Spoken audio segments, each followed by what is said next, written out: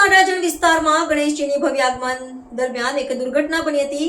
Garden group દ્વારા આયોજિત ગણેશ આગમન કાર્યક્રમમાં લોકોની ભારે ભીડને કારણે સ્ટેજ તૂટી પડ્યું હતું, જેના લીધે બાળકો સહિતના લોકોમાં ભાગદોડ મચી ગઈ હતી અને કેટલાક લોકોને સામાન્ય ઈજાઓ પણ થઈ હતી। જ્યારે બે મહિલાઓ સ્ટેજ નીચે ફસાઈ જવાના કારણે લોકોએ સ્ટેજને ઊંચું કરી બહાર કાઢી હતી। મહિલાને પગમાં સામાન્ય ઈજા થઈ હતી।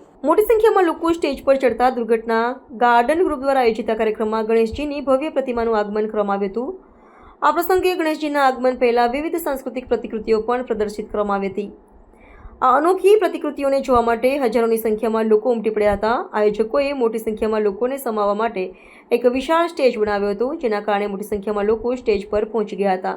બાળકો સહિતના લોકોમાં નાસભાગ મચતા આયોજકો અને મહેમાનો સહિત નાના બાળકો સહિતના મોટી સંખ્યામાં લોકો સ્ટેજ પર હાજર હતા।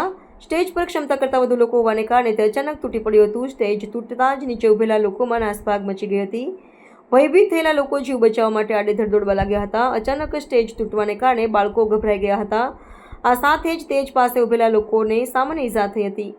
બે મહિલા ફસાઈ જતા ઈજા પહોંચી। સ્ટેજ તૂટવાને કારણે તેની પાસે ઉભેલી બે મહિલાના પગ સ્ટેજની નીચે ફસાઈ ગયા હતા, જેના કારણે તાત્કાલિક લોકો દ્વારા સ્ટેજને ઓછું કરી બંને મહિલાઓને બહાર કાઢી લેવામાં આવી છે। બંને મહિલાઓને પગમાં સામાન્ય ઈજા થઈ હતી, જોકે સદનસીબે મોટી જાનહાનિ ટળી હતી। સૂત્રોના જણાવ્યા અનુસાર એક વ્યક્તિને નાની મોટી ઈજા થઈ હતી, જેને તાત્કાલિક સારવાર આપવામાં આવી હતી। અગાઉ મંડપ નમી જવાની બે ઘટના બની હતી। આ ઘટના બાદ આયોજકોએ ભવિષ્યમાં આવા કાર્યક્રમો માટે સુરક્ષાના પગલાં વધુ મજબૂત બનાવવાની ખાતરી આપી છે। પોલીસ અને સ્થાનિક પ્રશાસને પણ આ ઘટનાની નોંધ લીધી છે। આ બનાવથી સ્પષ્ટ થાય છે કે જાહેર કાર્યક્રમોમાં સુરક્ષા અને ભીડ નિયંત્રણનું યોગ્ય આયોજન કરવું કેટલું જરૂરી છે। છેલ્લા થોડા દિવસોની અંદર આ પહેલાં પણ મંડપ નમી પડવાની બે ઘટનાઓ બની ચૂકી છે, જેમાં પણ કોઈ જાનહાનિ થઈ ન હતી।